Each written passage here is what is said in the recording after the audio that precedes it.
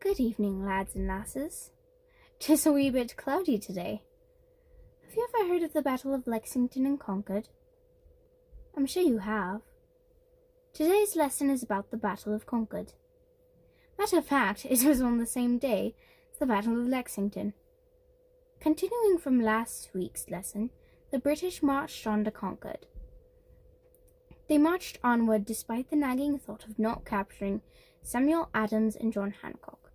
But now they looked forward to gaining all the supplies from Concord. Meanwhile, the American Minutemen were quickly hiding the supplies those redcoats were marching to try to gain. Who are the Minutemen? The Minutemen are soldiers that are at home, but the second they are called to duty, they are ready in a minute. Back to the lesson. When the supplies were safely hidden, the Americans quickly scampered across the North Bridge in Cambridge. The British marched into Concord and quickly realized what had happened. They weren't very happy, I can tell you that. They burned what was left, but had to leave the quickly growing flames just to march back to Boston, Massachusetts. While the redcoats were in Concord, they sent a small unit of soldiers down to the bridge. There were about 100 or so British soldiers, while there were more than 300 Minutemen. The British were sadly outnumbered 3-1. But they were intent on securing that bridge, so they marched down to the bridge.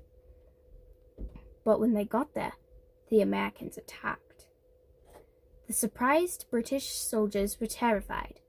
They fled like little field mice in that attack. Well, they joined up with the main body of the army and marched back to Boston. On the way back to Boston, however, they were constantly showered in bullets. The hoped-for peaceful journey back to Boston was full of bullets from the enraged Minutemen. The Minutemen, however, were delighted with their success. Thank you for watching. I hope you enjoyed this lesson. Please subscribe to my YouTube channel. Good day, lads and lassies.